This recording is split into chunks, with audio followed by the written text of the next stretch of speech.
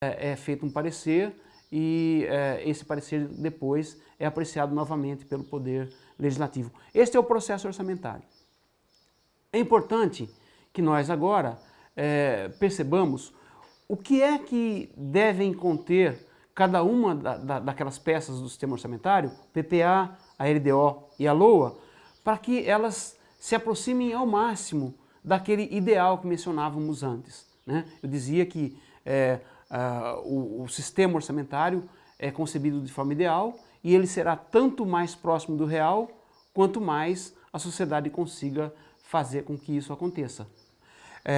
Portanto, agora é importante que nós pensemos que características tem que ter cada uma dessas peças para que elas sejam as boas peças de gestão orçamentária.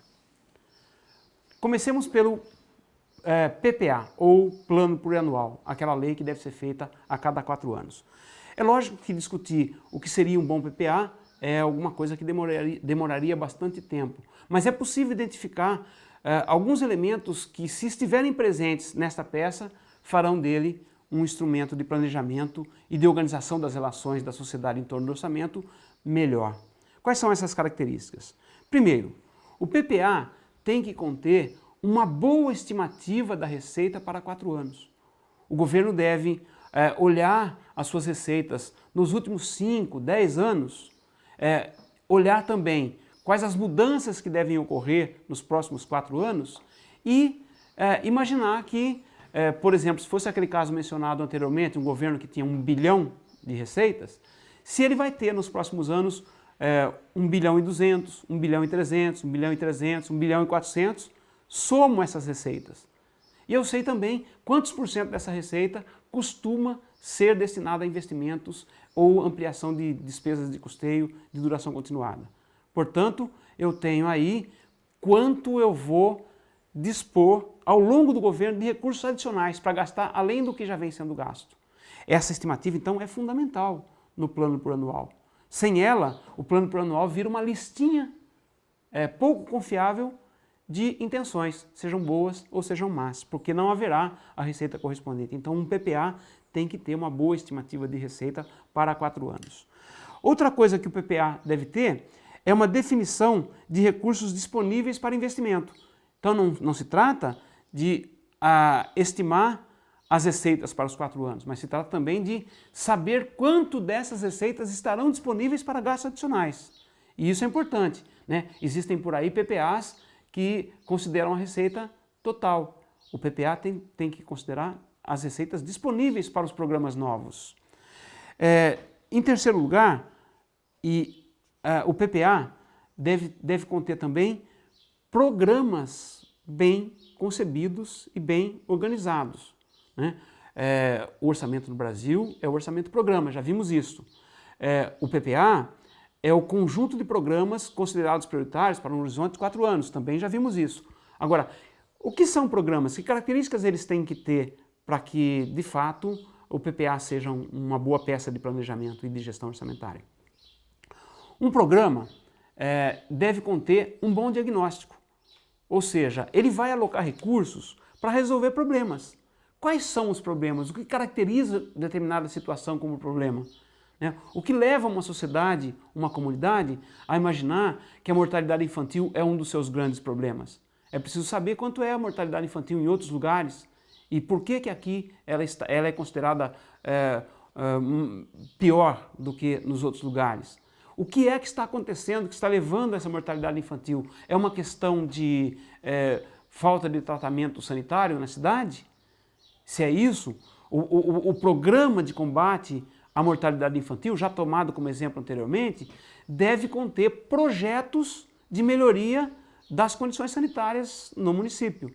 Então, isto deve comparecer como informação clara e relevante no diagnóstico do programa que se refere a este assunto dentro do PPA. Além de um bom diagnóstico, é preciso ter um bom prognóstico. Qual é a solução para esses problemas, né? Quais as melhores alternativas para tratamento dessa situação sanitária no município em termos de menor custo? Porque além de ter programas que combatam os problemas, é necessário escolher as melhores alternativas para fazer esse combate. Isso deve estar presente nos programas do PPA. E também os indicadores de desempenho, porque além de apresentar uma proposta de solução, é preciso, ao materializar, começar a executar essa proposta, acompanhar se ela está respondendo a contento àquilo que se tinha em mente. Então, a priori, indicadores de desempenho devem ser colocados no PPA e eles devem ser utilizados para a gestão do programa. Na medida em que eu vou fazendo os gastos, eu tenho que verificar se os gastos estão dando os resultados preconizados em cada um dos programas. Nós poderíamos tratar de vários outros aspectos que qualificam o PPA, mas esses seguramente são os mais importantes e são aqueles que, se forem enfrentados, vão transformar os PPAs nos municípios brasileiros em um instrumento de gestão adequado, porque atualmente eles não passam, para usar uma expressão do vulgo, de cachorro morto que nem convém chutar. O PPA, então, no caso do controle social, inclui não apenas a discussão de o que é que nós reivindicamos que esteja presente no PPA, inclui discutir se o PPA é de verdade. Porque se ele não for de verdade, não convém ficar discutindo inclusões de reivindicações da população nele, porque é inclusão em algo que não vai ser levado em conta. Muito bem, isto é o PPA. O outro instrumento é a Lei de Diretrizes Orçamentárias, né? Já foi mencionada como a lei que permite maior intervenção do Poder Legislativo sobre o processo orçamentário e que também faz a ponte entre o PPA e a Lei Orçamentária Anual. O que é importante na LDO, então? Primeiro, que ela explicite quais são as prioridades anuais escolhidas daquelas quadrienais do PPA. É este o momento de dizer, daquele conjunto de programas que nós temos como prioritários, esses 2 ou 3 serão os que serão enfrentados este ano. E vejam, é muito importante essa priorização, porque corre-se o risco sempre de grande quantidade dos programas previstos no PPA não se realizarem. Então, quais aqueles que nós podemos deixar à espera e quais aqueles que nós queremos que se realize agora? Isso significa que no processo de discussão de orçamento participativo, por exemplo, a intervenção deva ocorrer já na LDO. Naqueles municípios em que, de fato, o PPA e a LDO sejam relevantes. Porque naqueles em que não sejam, a reivindicação do processo de orçamento participativo deve ser de maior seriedade no tratamento com essas peças que não estejam tendo um bom tratamento. Também as referências para a elaboração do orçamento devem estar contidas. Quando for analisada a qualidade, quando for analisada a LDO para saber se ela tem qualidade, um dos elementos qualificadores dela é que ela tenha referências para a elaboração. Então, por exemplo, que dos investimentos totais que o governo vai fazer num determinado ano, sejam indicadas quais as regiões beneficiadas. Pode ser uma exigência no processo de elaboração, né? A outra variável relevante são as diretrizes para execução. Já mencionado o exemplo anterior, o que é que pode e o que não pode acontecer quando o orçamento estiver sendo executado. Se a receita for frustrada, determinados gastos não podem ser cortados, por exemplo, já foi mencionado. Outra coisa importante da LDO é que a Lei de Responsabilidade Fiscal exigiu que ela passasse a ter uns anexos, e são 2 os anexos que ela deve ter. O anexo de metas fiscais e o anexo de riscos fiscais. O que são metas fiscais? São metas com relação ao resultado orçamentário. Se o governo, por exemplo, tem dívidas, ele tem que perseguir resultados orçamentários superavitários, ou seja, daquilo que ele arrecada, ele não deve gastar tudo, uma parte deve ser preservada para resolver o desequilíbrio fiscal. Quais são as metas que o governo deve ter? Então, por exemplo, um superávit fiscal de 2,5%, de 1% ao final do exercício, que o governo, é dinheiro que o governo vai economizar no final do exercício, ele tem que dizer isso, porque é uma exigência da Lei de Responsabilidade Fiscal. O governo tem que dizer isso, né? E depois, ao longo da execução, ele tem que monitorar porque se ele desrespeitar essas metas, num determinado trimestre, por exemplo, no seguinte ele tem que conter gastos para se adequar às metas. E é nesse momento exatamente que ele terá que contingenciar gastos, conter gastos, segurar gastos. E aí é nesse momento que se torna importante um artigo na LDO que discipline os critérios para esse contingenciamento, porque senão corre o risco de o governo cortar remédio da população para fazer o contingenciamento, quando, por exemplo, ele poderia conter uma nova obra que estivesse ainda em fase de planejamento.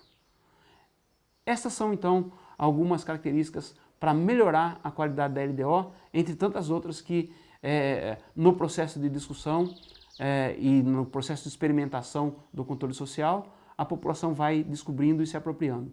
E esta é a questão, de que maneira, a partir do controle social, a população se apropria do PPA e da LDO como instrumentos para melhorar o resultado orçamentário, para melhorar os programas do PPA e, portanto, para melhorar as condições de vida na cidade.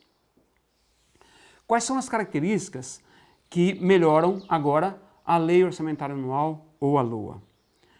Primeiro, ela tem que ser consistente com o PPA. O que significa ser consistente com o PPA?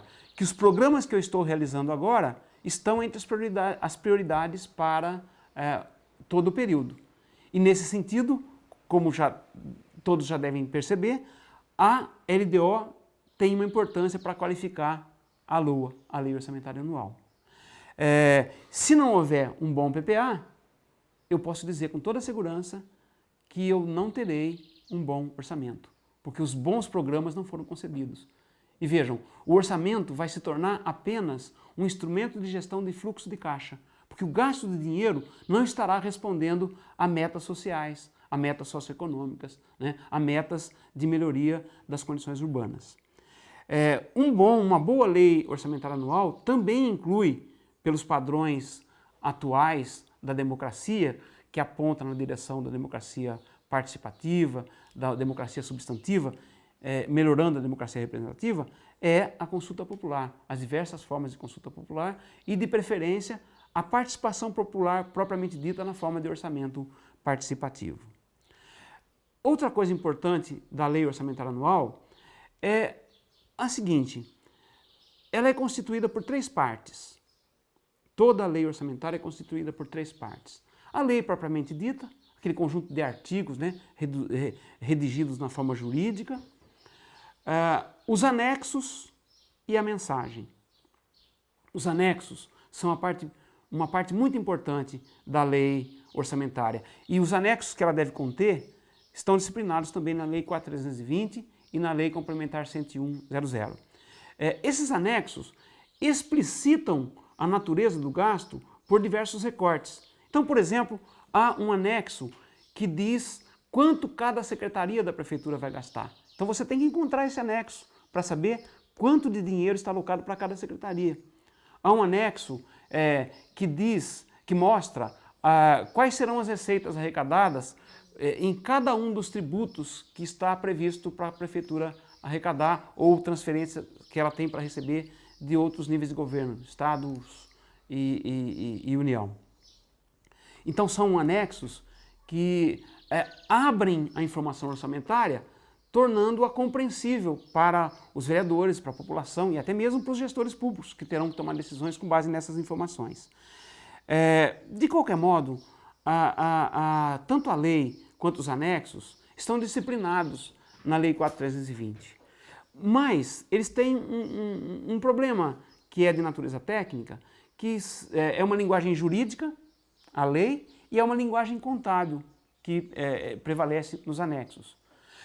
Portanto, sobra apenas um desses 3 elementos componentes do orçamento que fala, digamos assim, em bom português, que é a mensagem.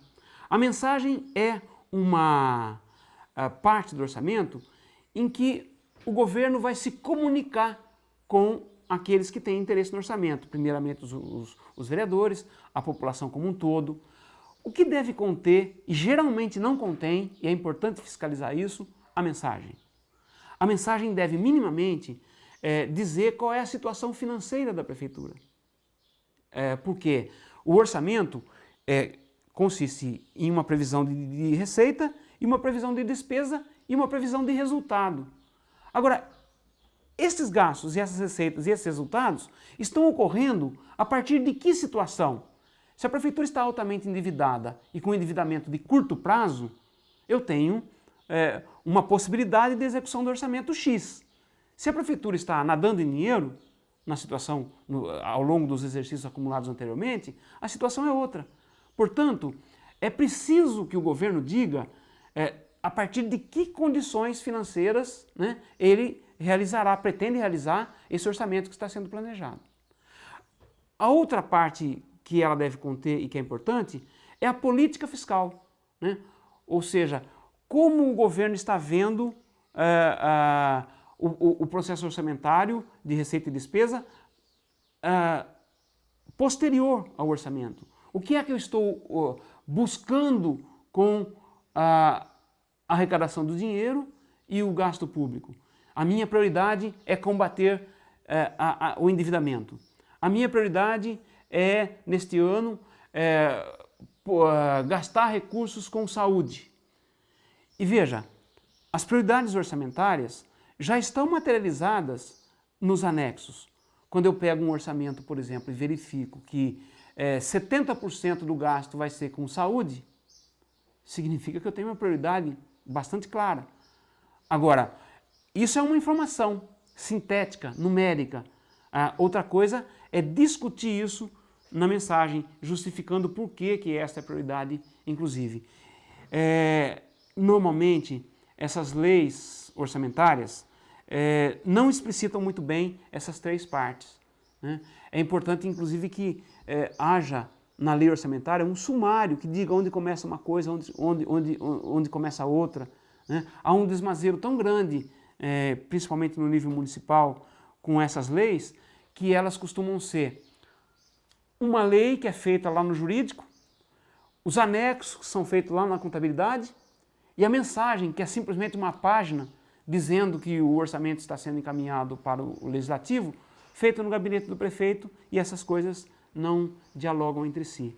É papel de uma secretaria de planejamento ou de uma boa secretaria de fazenda ter maior cuidado com essa peça orçamentária para que ela de fato seja um instrumento de comunicação da situação e do planejamento financeiro da prefeitura com a comunidade. Esta aula foi iniciada com a afirmativa de que a boa compreensão do orçamento público depende de várias definições. Então nós podemos definir por vários ângulos de visão ou facetas. Vamos terminá-la com aquela definição que é a mais importante para o controle social do gasto público, né? O orçamento público não é dinheiro. As pessoas pensam que quando um valor está no orçamento público, aquilo é dinheiro que o governo tem para gastar. Não. O orçamento público é um conjunto de dotações. Guardem esse conceito que vai ser importante ao longo de toda a discussão, nas aulas seguintes inclusive. Dotações são autorizações legislativas para gastar. São valores vinculados a objetivos